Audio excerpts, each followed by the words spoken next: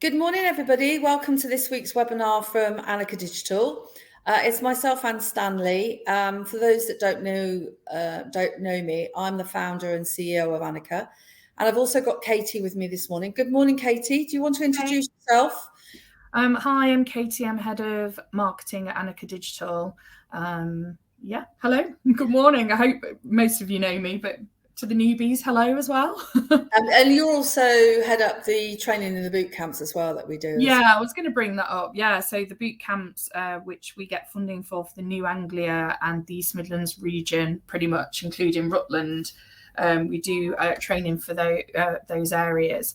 And we do have places becoming available under the next wave. So it's definitely something to keep an eye out. I'll put the links in the chat later. Excellent.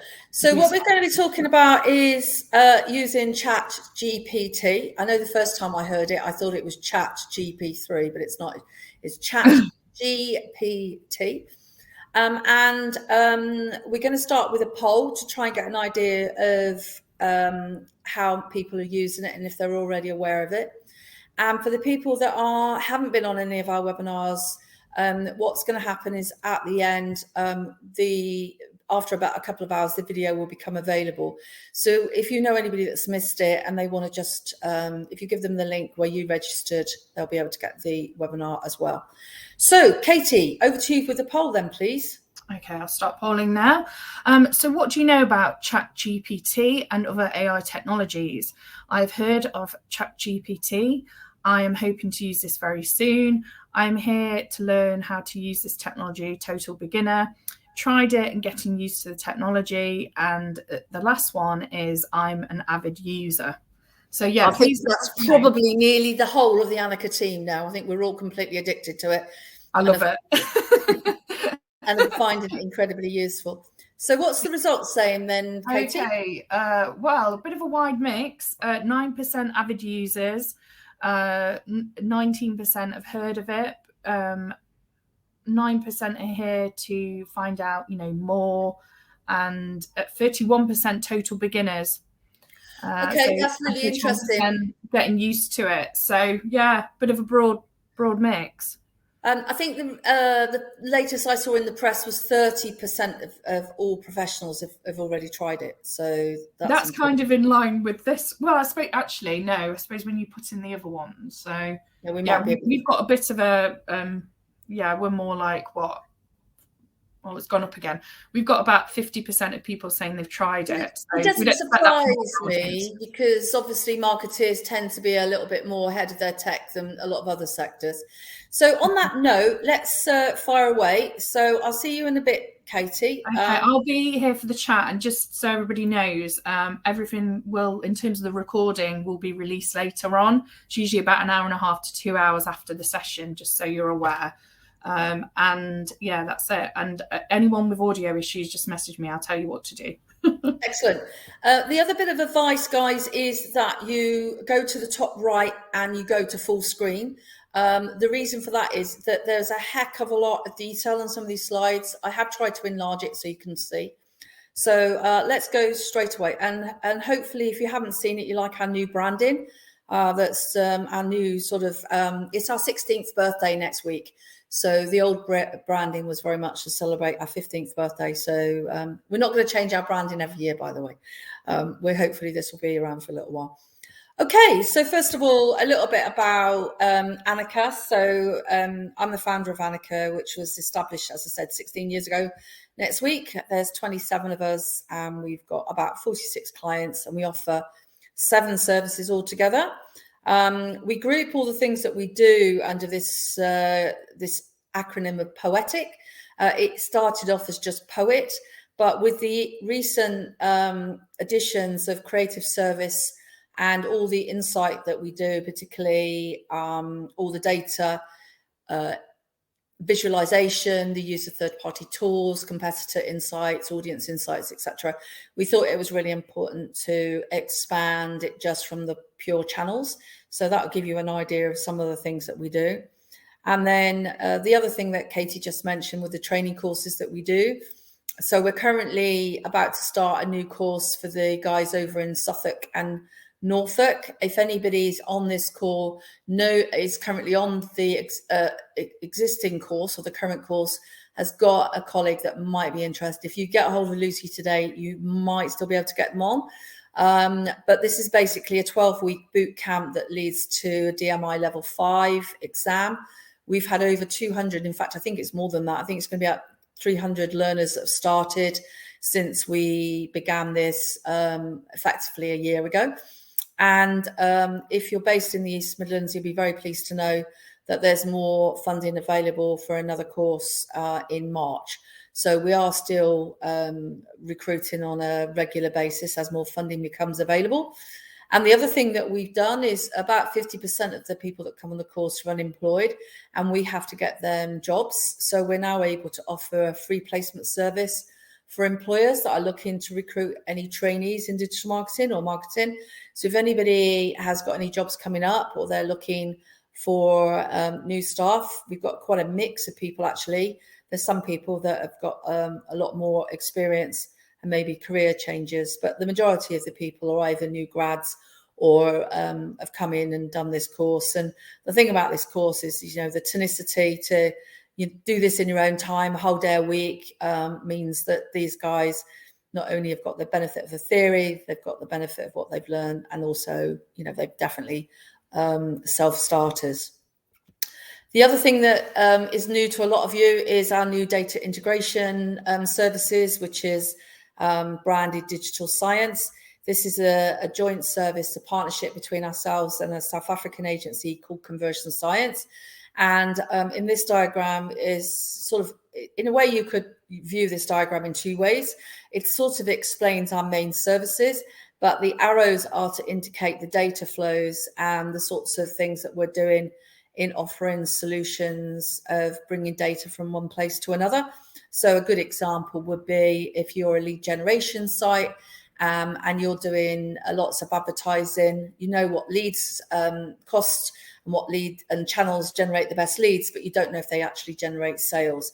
And so we're able to take your CRM data and inject it back into the ad platforms or into your website or analytics, and use that data to understand your marketing better, but also to do some nice things like create custom audiences for LinkedIn and Facebook. So lots of really exciting new services there, lots of solutions, very data driven, lots of AI, which is the subject of today, of course. So let's get down to the nitty gritty of what we're going to talk about today. So I'm going to be talking about a new tool called ChatGPT.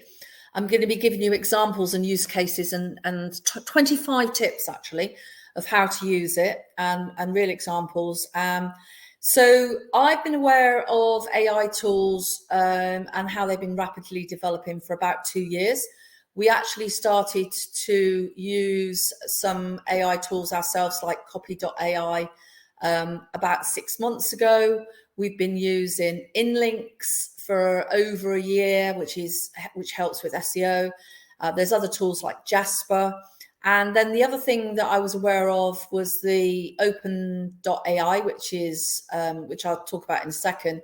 They'd developed something called GPT-3, and GPT-3 can be used for asking for data and analysis of things. And it's a bit techy, and I saw it demonstrated at Brighton SEO, and they were using it for classifying keywords into categories. So the problem with that is that you have to sort of learn how to use it. And we were looking into AI tools that we could use with GPT-3. But to be honest, it's been a bit of a slow burn. Not many of I've done about 3 or 4 presentations on this. We did something at Leicester Digital Live back in June. We did another presentation later on in the year with Martin Broadhurst. And basically, and we even did a talk in January about how things have changed as a result of this product, which is ChatGPT, which was released at the end of November. So, and the reason it's called ChatGPT is because it works a bit like a a chatbot or a messenger. So you'll see some examples of that straight away. So first of all, what you need to do is you need to go to openai.com and then /ChatGPT. Now, this particular page is actually in their blog. You can just about see the URL. But if you do a search in Google for ChatGPT, you can quite often get to other pages within the openai.com website. But usually right at the top, it's got a try ChatGPT button here. Now, somebody in the chat just made the comment about the facts about the USA, and that's absolutely true, because when I went to get a screen grab last night, I actually got, this was in a browser that I'd not used it before, I actually got ChatGPT is at capacity right now. Now, basically, it only allows 1 million people to access it at any one time. And the problem with that is that once the USA wakes up, it's constantly in use.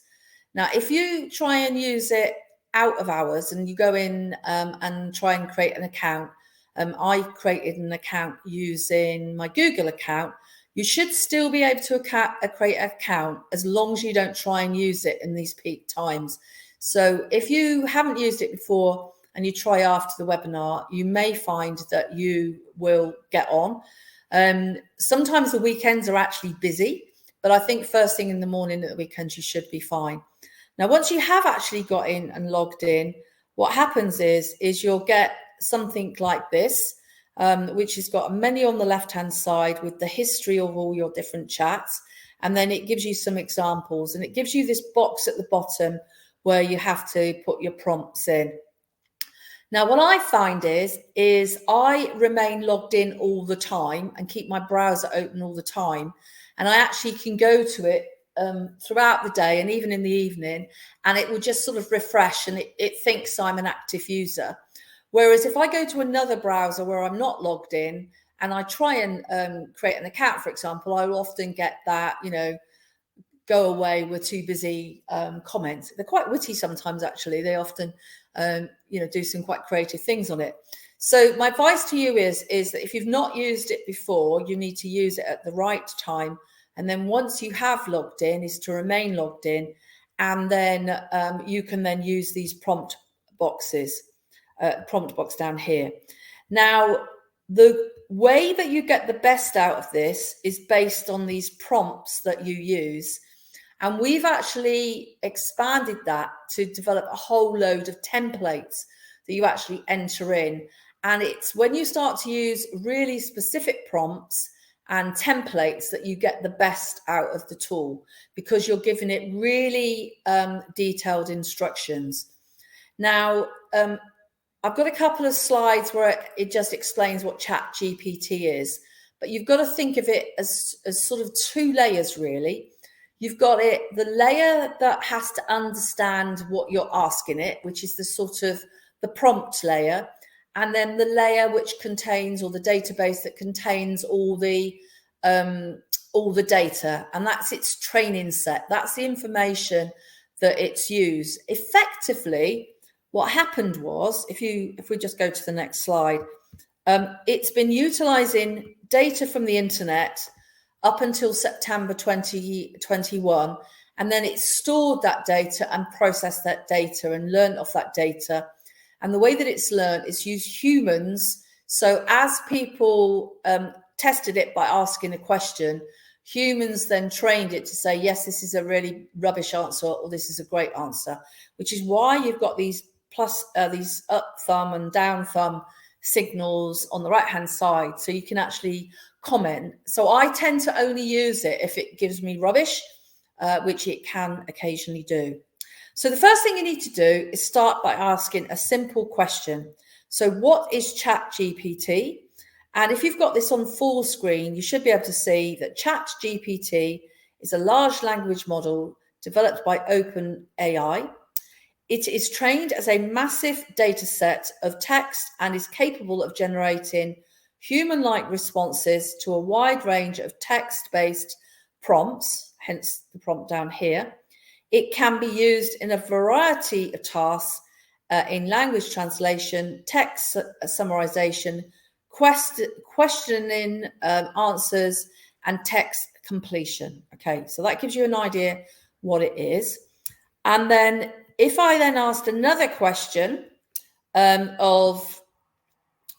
you can say, oh, I forgot I did this. I actually enlarged it so everybody could read it. So apologies, I've forgotten I'd done this morning. So you should be able to quickly read that now. I then asked a new question. So my prompt was, who invented ChatGPT? And you noticed I've left the question mark out, but it knows to answer the question. So ChatGPT was developed by researchers at OpenAI, a private AI research laboratory. The specific individuals who worked on the development of ChatGPT have not been publicly disclosed. What it hasn't done is explained who invested in ChatGPT, and it was actually Elon Musk and Microsoft. And Microsoft, having, I think, put original billion or so in, have announced since ChatGPT went completely mad at the beginning of December that they're actually going to invest another 10 billion into it. And this will allow them to incorporate it into Bing as a search engine tool, but also incorporate it into Office, so it's literally there all the time. And if you find that you're already a massive user of ChatGPT, and you tend to use it when you're zooming around the web, you can actually have a Chrome extension. So I tend to have it as a tab that's always open at the top, so I can go to the desktop version, but you can also have it as a Chrome extension, and you just go and do a search and you can download that. What I do advise you is not to use the mobile apps. The mobile apps, there's some paid for apps. It's just a con. Why pay £5 a month for something that's free anyway? So you're much better off, if you're going to go and use it on your mobile phone, is to just go and do a search and then just go in and you can just type it in as if you're just using a mobile responsive version of the main website. Now, my next question was, what technology came before ChatGPT? And you can see that it's quite a techie question. So it does provide information that's suitable for use in scientific. It's also been used to pass an MBA exam. It's been used to pass the legal bar exams in the States. So the quality of the data that it produces can be incredibly technical. But if you want to get something that's more in a layman's terms, what I've done in this one is, please explain other AI-based technology from OpenAI and other tech companies. And I think I've got that in the, no, I didn't put that one in. And this actually goes into a little bit more detail, but it's talking about OpenAI, it's talking about Microsoft, Google, IBM. So you can see that if you can make your prompt more specific, and also you can say the style. So for example, I could have made that easy to understand for school children, or in the style of Shakespeare. It can actually rewrite the text based on the style that you want it to do. The other thing I'd say is that if you have one answer, you could then, so please explain other AI-based technology from OpenAI and other tech companies. If you write at the bottom of that answer, please can you rewrite this in so it's suitable for school children aged 11 to 16. It doesn't, you don't have to put the text back in. It knows what you've written before and can actually almost start a conversation with you. So that's why it's sometimes called conversational. And you can see that people like Google have done this for some time. So if you go, I think it was BERT and RankBrain, which is SEO algorithm updates. If you went in and say, what's the tall tower in Paris? And they say it's the Eiffel Tower. And then you can say, how tall is it? And it actually knows and responds based on what you've just entered it. And interestingly, although ChatGPT was the first one that's got this massive public response, Google's Lambda actually is meant to be more sophisticated, but they were reluctant to let it out on the open market because previous technologies like the Bing Twitter bot have gone really badly wrong, and they were worried that, you know, the wrong answers or it becoming a bit sexist or racist would be a problem. But the thing about ChatGPT is it knows its limits. It's been trained by a human that if you ask it something like, you know, did the Holocaust exist? And then it will give you an answer, but it will also say things like, you know, there are some Holocaust deniers, but it will also say that this is a conspiracy theory, or this is not a subject that we'll talk about. We're prepared to answer, you know, this isn't suitable. So it has got its boundaries, which means it's a little bit safer. However, it still has a problem that sometimes it won't give you correct information, which I'll come on to in a minute. So one of my big tips is if you make it the prompt more specific, you'll get better quality answers. So the better you make it, the better it will be.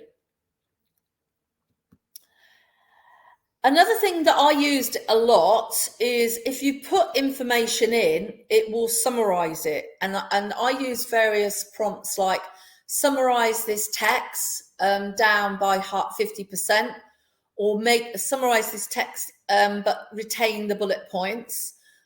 Shorten this text but keep the facts. And keep the numbers and the facts. So even the wording of summarize this text can make a big difference with the results that you get back. And also, if you don't like the results, there's a regenerate button at the bottom, and you can press the regenerate and ask it to change, and it changes the style and changes the choice of words. And often I find that I don't like the first one, but I like the second one. So over Christmas, I've been writing my new book called Integrate, and I have used this to assist me in that process. You'll see as the prompts go on, my spelling and typing is appalling. And what I was using it for was to rewrite, but also shorten a lot of text, come up with summaries, get ideas for and information about certain technologies that, for example, I don't use a lot of TV advertising, and TV advertising has got lots of different types. So let's get the basic information through ChatGPT. And that whole process, which would normally have taken me a couple of months, I was able to get my first draft in a week, part-time. So you can see that this technology, I've played with it a lot, and I'm a massive fan because it can make you much more productive. Okay, so you can see a little bit more about ChatGPT. You can also see some of the other technologies. So ChatGPT is based on the most recent version of ChatGPT. It's actually ChatGPT 3.5. You may have heard of DALL-E. That's the one that produces the weird images. So things like, you know, a panda riding on a motorcycle in the style of DALL-E, Salvador Dali, which is where it gets its name from. But there's lots of other technologies as well, and some of which are based on graphics. You've got based on text, you've got video, you've got coding, you've got music, you've got voice. So the whole technology is speeding up very, very quickly. And if you want to know more about that, if you watch the webinar that myself and Martin did in the first week, and also the podcast where we talked for nearly an hour on this, hopefully will be released next week, because all of our webinars are going to be followed up with a podcast going forward. So you should hear that soon. You can also use it for researching topics, which is what I did in the book. So how could this be used for marketeers? So that's basically following up from my conversation about ChatGPT and AI. And it gives me 6 or 7 topics there, and I've just put the first one there so you can see the prompt. And this is really good for first drafts, and you can use that for all sorts of purposes. You can also use it to carry out key phrase research. Because the data is at least 2 years old, I did ask for the data. Provide a list of key phrases for users in a digital agency website with search data for the UK if available. So I wasn't expecting it to provide me that. It did. It is only going to be relative, but I haven't got any way of proving that this is correct data.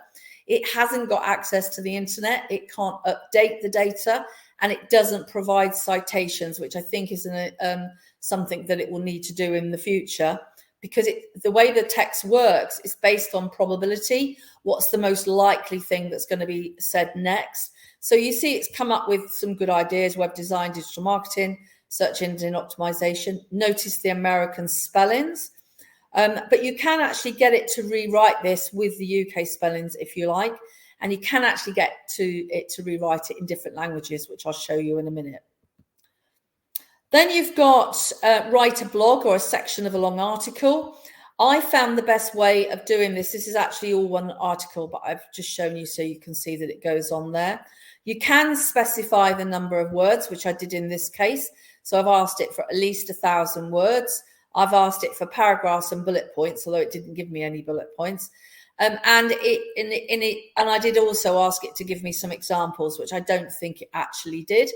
So it's a good first draft.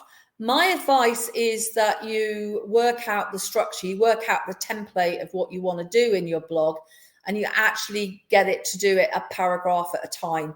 And this was particularly relevant when writing the big book, because if you try and get it to do too much, what I found is some sections are a bit weaker than the other.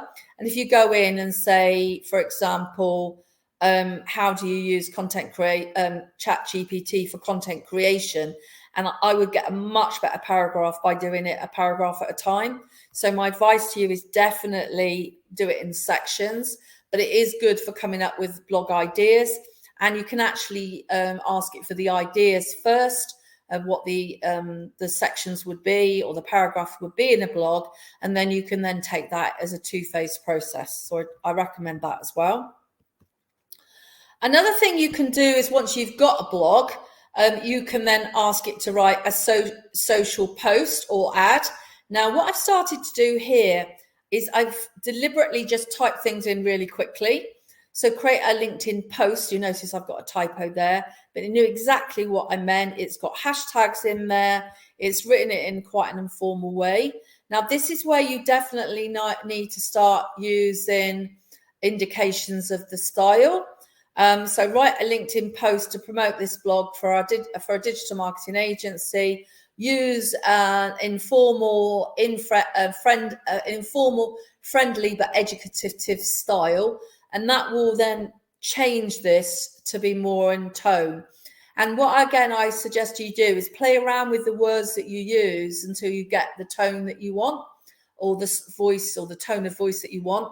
And then once you know that that works for you, because it could be for a client if you're an agency or a freelancer, you need to work out what descriptors match the tone that you require. And then you need to sort of use that as new, a ChatGPT guidelines for the rest of the team, or for particular clients. And that will really help you with that as well. Now, the next thing you can do is write a content calendar. So you'll notice that this is in a table. So I've reproduced it on the right-hand side. Now, it didn't really go beyond the brief, because what I did was I write a content marketing calendar. Notice the spelling mistakes as well, for an e-commerce shop that sells home and garden products, taking into consideration seasonality. Present the data in a table with rows for the month, topics, and different types of content, e.g. emails and blogs. So it's got the table, it's got the months, but it's only put in emails and blogs and topics, so it's pretty much followed those instructions. So if you know that you want other types of content, then I recommend that you put that within the brief right from the beginning. And in fact, I think you're better off being very specific and creating a template for this and saying specifically what you want. Now, it can't do it the other way round. You can't really it doesn't like it if you have the months going across, because basically what it's doing this as a series of text paragraphs and then changing the format. So what you need to do is, if you want to actually use this for real, is you take this and then you go and do paste special in, I'm going to have to move because I don't think the charger's working. which is incredibly annoying. So bear with me a second while I go and make sure that this is charged up. I'm actually at the office today and it should be working, but it doesn't seem to want to. I'm going to change my plug. That's very embarrassing. Okay, that hasn't worked either. Bear with me a second. I'm going to move desks. Okay. Some real live action here happening, everyone. Yeah, sorry about this. I thought I'd actually... it's like Challenge Annika. It is Challenge Annika. I know, I was thinking that. Didn't that make a comeback? I think it's just that the power loom has come detached. Yeah, that's working fine now. You get a little bit of a tour of our lovely office, so that's quite nice.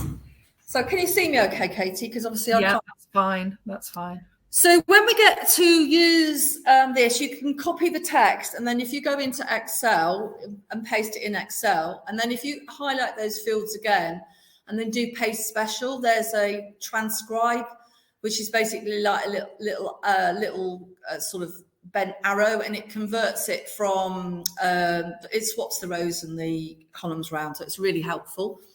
And if you don't know how to do it, you can even ask ChatGPT how to do coding for Excel, which I'll show you in a minute. How am I doing for time, Katie? It's just past 9:30. It's 9:31. Brilliant. Okay, I'm dead on time. So the other thing that you can do is you can carry out tasks in other languages, or you can even translate. I bet it's a bit echoey now as well that I'm in the main office. So what I did here was I actually asked it to write a content calendar for an e-commerce shop that sells home and garden products, taking into consideration seasonality. I basically copied it from the instruction before, but please write this in French. Now you'll see, I can understand this because I can read French, I can't speak French, but what it's done here is a little bit simpler. It's just got the month and it's got the type of content, so it's done it in a different format. And it's likely that there's less French content within the training model or the training data set. So it hasn't got as many examples to follow. So and when I asked it to do it in Spanish, it really didn't come up with anything at all. So this is an example where if it hasn't got information, it has got less. So it didn't translate what I did before. It actually did it again and used French data rather than translating what I'd previously done. But you can take a block of text and just put it in and translate it if you want to as well. So my next example is about the fact that certain subjects aren't in its data set. So interestingly, I've done this one before and I didn't get what I expected this time. So previously I've asked it, please can you describe the steps in the A10 marketing framework from Anne Stanley? And it actually completely made it up. So I then went back and said, I think you've made this up. The steps all begin with the letter A. And then it just made another load of bullshit steps. So it completely made it up. It absolutely lied to me. Now this time, and I sent a comment back. I said, this is not true. You've made this up. Now I think what's happened, it's learned from that feedback, because now it said, I'm not aware of the specific A10 marketing framework, but it could be a framework. So what it does is if it doesn't know the answer, it attempts to answer the answer and provide information around the subject. But basically, in this case, it's stating it doesn't really know the answer. So the problem with asking about niche subjects, if how do you rewire a nuclear generator or something, it won't have enough data. So it will often just turn around and say, sorry, I don't know anything about that. So if you ask something that's really niche, it won't have the answer and it won't be able to give you anything of any use. The next one you need to be aware of is that the data stopped being collected in September 21. And it actually says, what is the latest books by Robert Craven? Sorry, I'm not aware of any recent books written by Robert Craven, as my training data is cut off in 2021. So what that means is that it doesn't know what books Robert's written, but it is aware of Robert. And it explains who Robert is and the sort of books that it has. And it basically says you need to go and check out the website or go and search the internet. Now, interestingly, when we did the talk with Martin in the first week of January, Martin made us all aware of a product called Fact Chat, which is a product by Longshot, where they've used they've used GPT-3, which is the stuff that powers this, and then they've combined it with a query. So we think the way it works is it goes and searches the internet for data in the last 2 years. It scrapes that data and summarizes that data using the same technology as this, and then gives you a combination of pre-2021 data and post-21 data, and it also will cite links as well in it. So it sort of brings the data up to date. Now, I'm not sure whether that is freely available, but I have tested Longshot already, as we were going to use it for our copywriting and helping us with improve our copy and improving ads and ads creation and blog creation, etc. Before this was released, we actually chose copy.ai because it was more versatile, because we wanted to use it across the agency. But these tools, the way they work is they take the basic technology that we're talking about, and then they train it on top. So they use rules and things to make it more sophisticated. So what they're doing is they're trying to basically incorporate additional learning material, which makes it more suitable for an application as an ad or application as a blog. So it's sort of training on top of the training, if you see what I mean. So if you're interested in more up-to-date data and you want your data fact-checked, then it might be worth paying the extra for something like Longshot. But remember, it's not actually ChatGPT, and it will give slightly different answers than if you put it in ask ChatGPT for that. So basically, be careful with niche data and be careful with new information.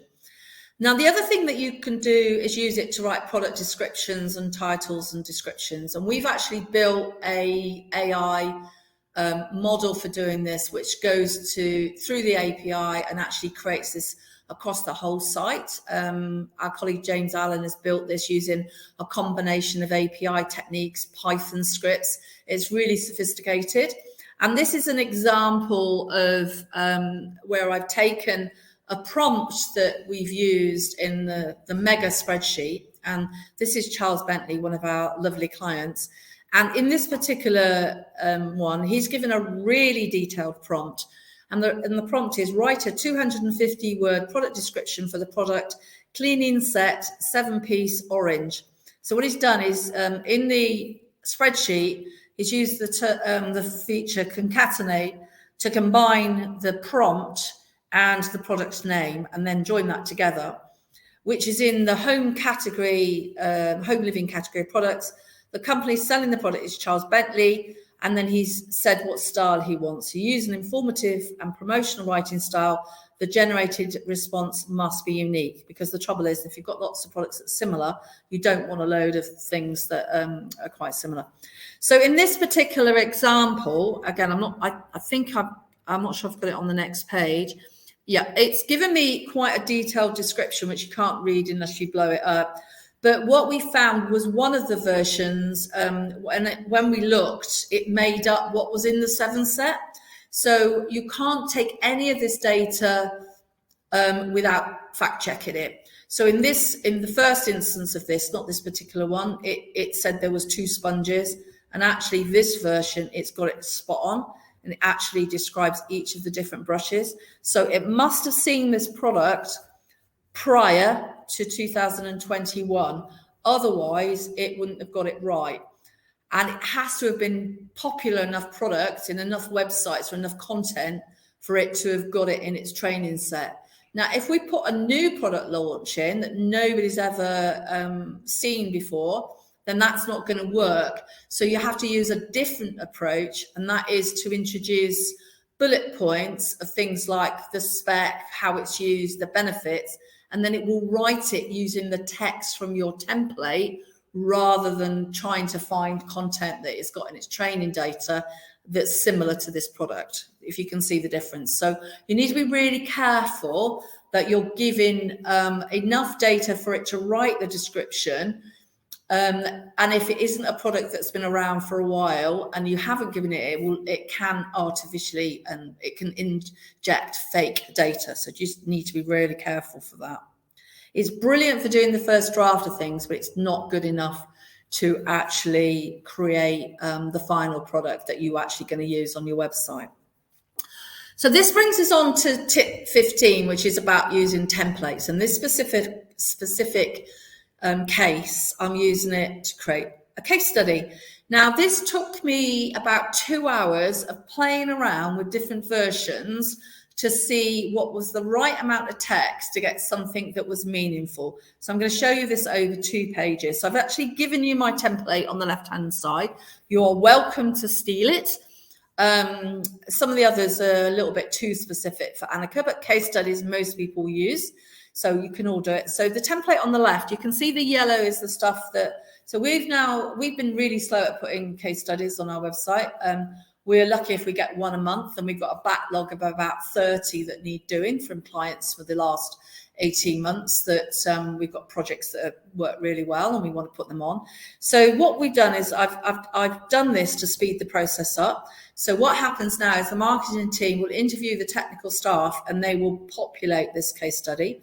So the case study for the client name by Annika Digital, between the dates of, insert the title describing the project, objective, insert bullet points, list of at least 3 SMART objectives. So that's got to have numbers. You've got to have at least 3 in there. Our approach, insert bullet points of at least 3 to 6 activities undertaken in this project. Results, insert bullet points of at least 3 to 6 from the project. And then if you've got any accolades, and you only insert that if you've got it, so any awards, any client testimonials. So on the right is what I injected in, and I've done this for about 5 when I was doing the test, and then the team carried on with them. So you can't actually read this very well, but this is the case study for the NHS, the City Consulting Group. And I've got the title, I've got what the objectives were, I've got what we actually did, and the other activities, and then I've got the benefits, the results rather, and then the accolades because we won an award for this work. So if you then see it in this form, that's actually the text, the full text. But then what I've got here, I've got the first bit. So driving survey responses for the NHS through targeted digital campaigns. Client, then the Leicester City Commission Group is part of the National Hospital. So it wrote that, it added that in itself. It then expanded the text and put it in good English. It then said what the objectives were. And then what I then did was I noticed that there was an error. So if you look down here, it said 86% were from the targeted demographics. That's not what I wanted it to say. I wanted to say that 86% were from Facebook and Instagram. So I've obviously cut this into Word so I can edit it and correct it. I then used the same approach for writing a landing page. So again, it's more to do with the way that you've written it, the template. But you could go in and actually say, I want this section in here, I want this section in here. You'll see certain sections like the setup, the costs, pretty much a match, but the text at the top is much better. I can then use that to refine or regenerate it. So I can then, could you include extra information on who this service is designed for? And that is training providers, colleges, LEPs and universities that have already had a government contract from the Department of Education to offer digital skills for boot camps. So it's rewritten it and it's inserted those additional words. You'll notice at the bottom, it's got a regenerate response. So you can hit that and you get 3 and you can scroll from side to side and see the other responses. But I also wanted to test it for SEO as well. So I wanted to show you what that looks like because I knew that that would be a question everybody would ask me. So optimize for search engines SEO by adding or emphasizing in the following keywords: learner recruitment, training course recruitment, recruitment of trainees. Now, When I did this the first time, I thought I put the keywords in inverted commas, and all it did was just inserted the keywords with inverted commas. So that was rubbish. You don't do that. So what it looks like is on the left is the before, and you can see that that is one of the recruit learners is one of the keywords. This is after the optimization. So it's added recruitment of trainees, training course recruitment, and then additionally, we offer discounts for larger recruitment of trainees. So this is classic terrible key phrase insertion or spamming, where that sentence doesn't make any sense. And effectively, it's just injected 2 extra pieces of keywords, and actually recruit learners, which is fine. I've lost that. So I actually think this is not good enough for SEO. So what I would suggest you do is, if you're going to want to use AI to help with your SEO, you need to use specialist tools like InLinks that have been designed to do it, because they work in a different way. They've got the data, they know what other websites, how they've written theirs, and they've trained their AI to actually do that job. Whereas ChatGPT has not been trained to write optimized content. And in my opinion, if you use this for SEO, it's going to be rubbish. So you can play around with it, but I would definitely not use it.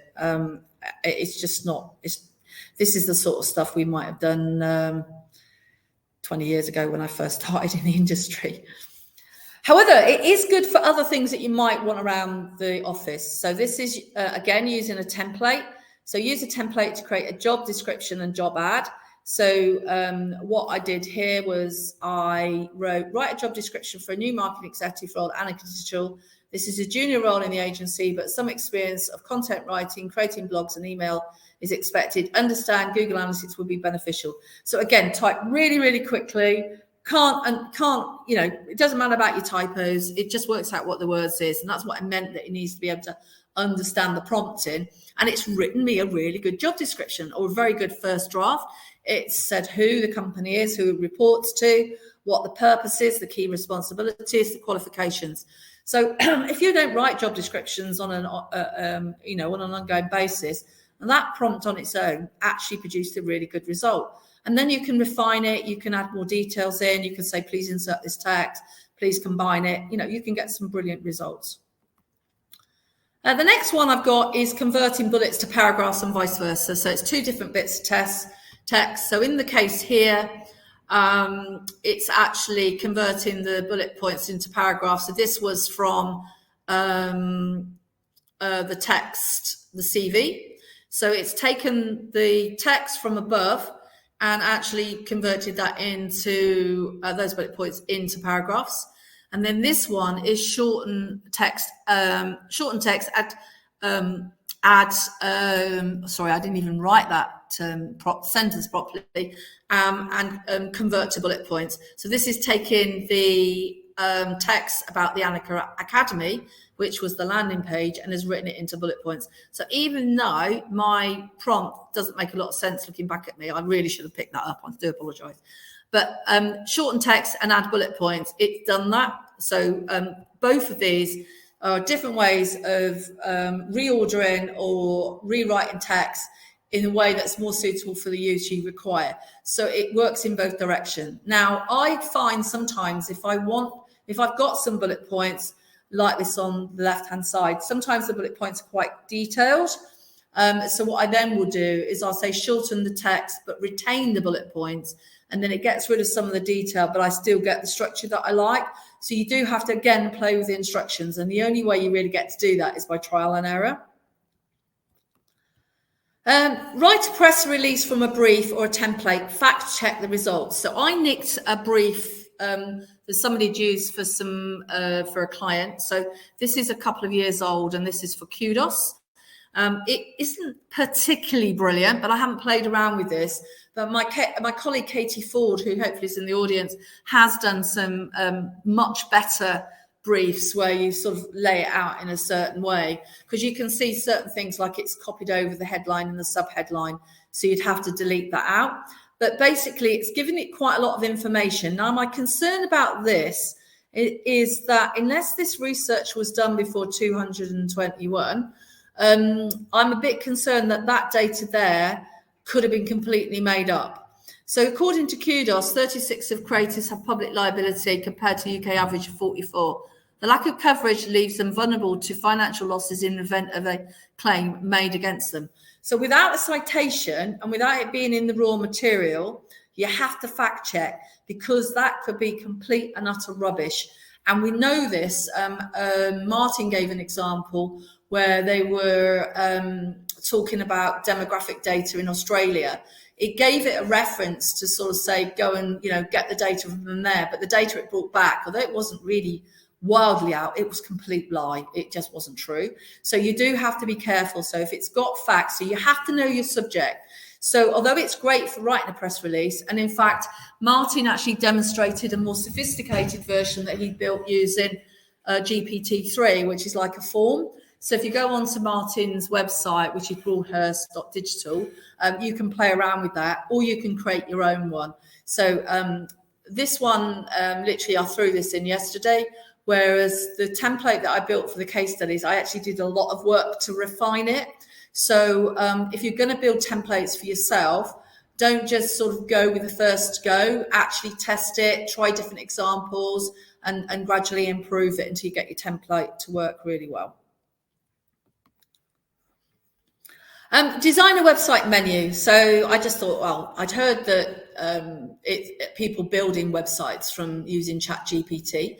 So I thought, well, let's try it, design a menu for me. So please suggest a menu hierarchy for a garden e-commerce website, sell a range of products. Please include the top level and second level categories. So it can be more specific than that.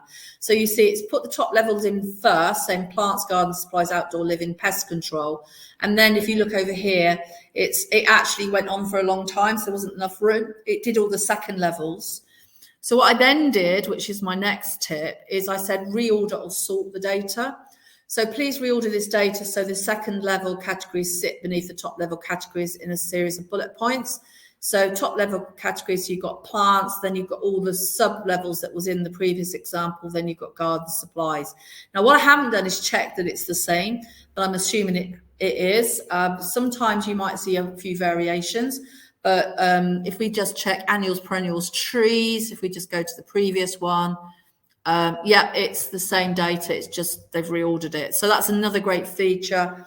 Sometimes text can be all over the place, but you can use it to make more logical sense of the text. And then the final one I wanted to show you here was write a formula for Excel that will give me an average of the first 10 columns on row 3. So we've just been doing Excel training, and I know that a few people have really struggled with formulas, which is there's some of us that are real geeks with Excel and a few people that haven't really had any training.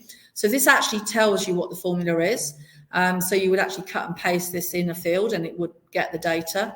So you'll notice it's A3 to J3. So 3 is the row, and A to J, if you work that out on your fingers, that's 10. So that actually does it for you. So it gives you the first 10 columns. So you can use it for all sorts of other scripting language. I know James was doing it to create some Python scripts. You can use it for things like Google scripts. But to be honest, some of that you're better off going to GPT-3 because, and there's also another OpenAI called, I think it's called Codex. If there's anybody in the room from Annika, if you could just check that for me and type it in. So if you actually go into OpenAI, there are a lot of other sort of types of AI in there. So they've also got their graphic design one, which produces images, which is amazing. You've got that's DALL-E, even though we found some other ones we like even more. So within that particular sort of suite of tools, you may be better off going to another one. And what we think is going to happen when GPT-4 comes out is that the platform will be called what's multimodal, which means it will contain all the different elements of graphics, voice, text, images, videos, etc., code, etc. So in a situation like this, you can literally tell it to build a website. So we think that's going to happen as well. I'm just conscious of the time. So what have we learned? A couple of things. I can't spell, but ChatGPT understands my prompts and instructions. It will continue a conversation, provide an update on the previous questions or responses. So it knows it's got a bit of a memory, and it actually keeps a record of your chats as well. So you can go back and look at them, which was very useful for this presentation. You can't trust all the text it produces. So a human needs to fact check and edit the output, which I think is really important. And what I've done is I've created some rules. I've created the ChatGPT acronym, which is my tip number 25. So using the letters ChatGPT, first of all, C stands for conversational. So it's conversational in the sense that it remembers it and the text is like a human. I found myself saying please and thank you almost because it feels like you're talking to a human. Honesty. Now, this is about the ethics of this. You've probably seen loads of stuff in the press about the fact that people can cheat. So are you using this as an assistant or to cheat? So they think that there's going to be AI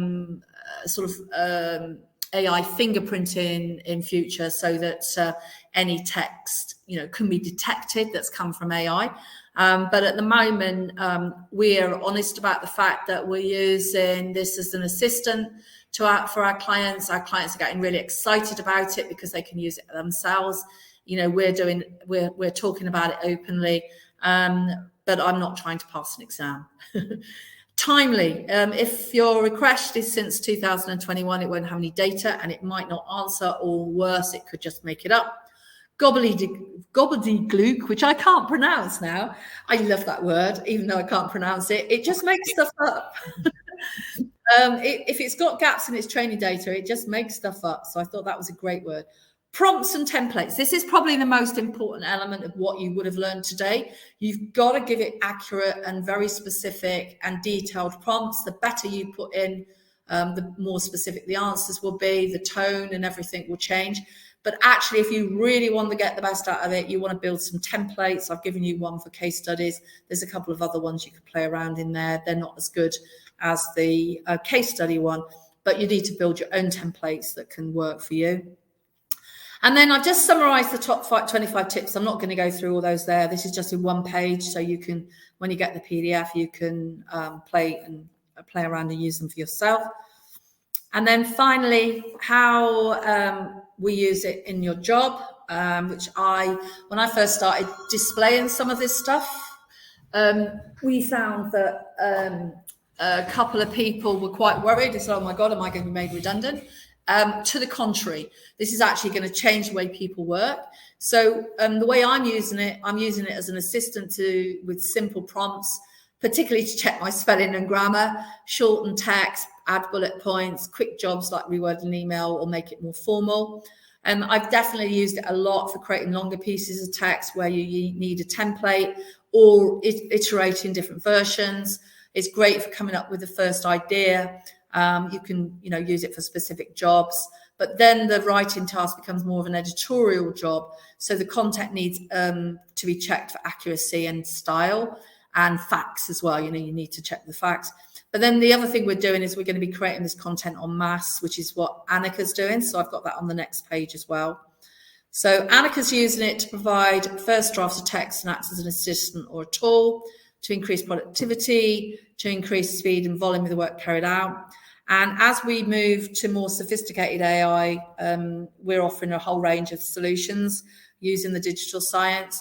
So one of the things we've already built is the ability to scrape a website and write titles, descriptions, and product descriptions. So we're testing that with a couple of clients at the moment and getting that more refined. But that isn't something that you can chew with ChatGPT. You can do one at a time, but unless you've actually got the technology. So what that does is save us loads of time so we can then focus on editing and getting the volume that clients need, particularly with the really big e-commerce websites that we get involved with. Finally, is this going to have an impact on our job? So what I thought I would do is just give you a bit of a history lesson. I'm not going to go through these, about all the different technologies that have replaced people's jobs and how we got on with it and just moved on and did something different. So, I don't think we need to worry about this replacing our jobs. I think it's going to, I've just sort of jokingly said ChatGPT and AI replaced copywriters in the 2020s. DALL-E and Image AI replaced graphic designers. multimodal, GPT-4 replace web designers and web developers. It's not going to replace your job. You don't have to worry about that, because you still need to edit the content. You still need to have fact check it. You need to spend your time in doing the ideation and the other importance and the high strategy stuff. So for you, if you are a copywriter, freelance, or an agency, or even if you just work in house, you can use it as an assistant to help you create the first draft.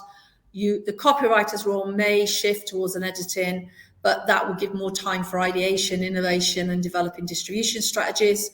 Based on my experience, you need to have knowledge of the subject, as you can't trust the text, and you're going to need to edit it anyway and fact check it. AI tools will make teams more productive because they can be completed faster and you can get more work done.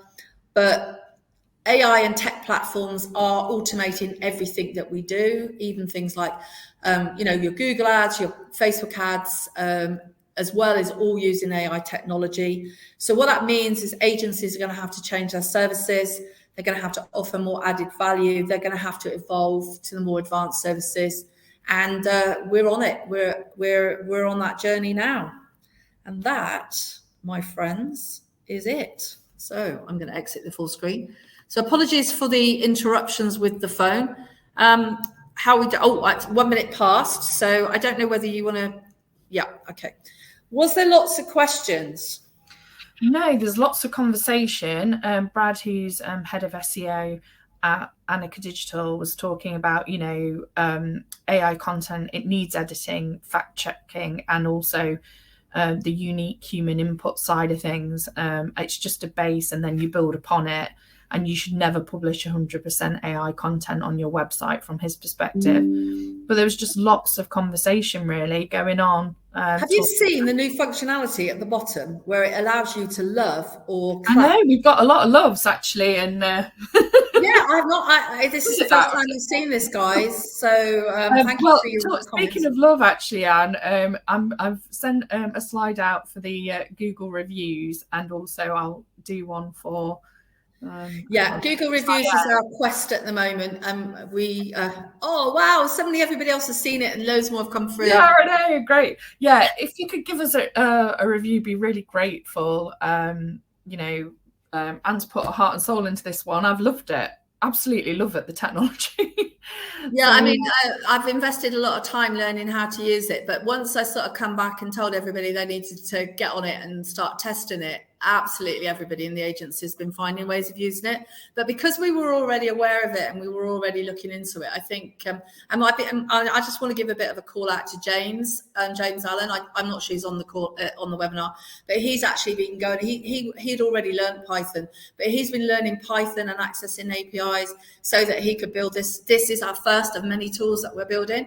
And some of them, what we're going to do is some of them will be given as giveaways, so it'll be gated content on the website, and then others will be part of the service that we offer, because you really need to, have the time added into it to edit them. But brilliant. I can't believe that, 28 loves. That's amazing. That's the most loves that I've ever got. I love this new feature. It's brilliant. Please give us a review as well, because that actually is external. Nobody else will see this love this morning. I thought we should take a screenshot of that love. We probably should actually, if Gurpreet's around, get it on social. We've got some more love coming in now. Thanks very much, everybody. We're just trying to see. We haven't got anybody volunteered for next week as a speaker. We have. Oh, good. What's happening? We've got Ed. Oh, Ed's going to do GA4 again? Basically. I'm trying to find. So it's going to be getting the most out of GA4 reporting with Ed Truman, and Ed's amazing. Yeah, no, and as you know, we're on a countdown now. It's only June, so you definitely need to start learning how to use it. I've now lost my voice. Oh dear. Definitely like live TV today, isn't it? We'll see you next week. We're going to do the podcast this morning now. So myself and Matt are doing the podcast recording, and we'll see you next week. Thanks a lot, everybody, and you'll get your recording in a couple of hours. Thank you. Have a good weekend, everyone, and a good Friday. Bye. Bye.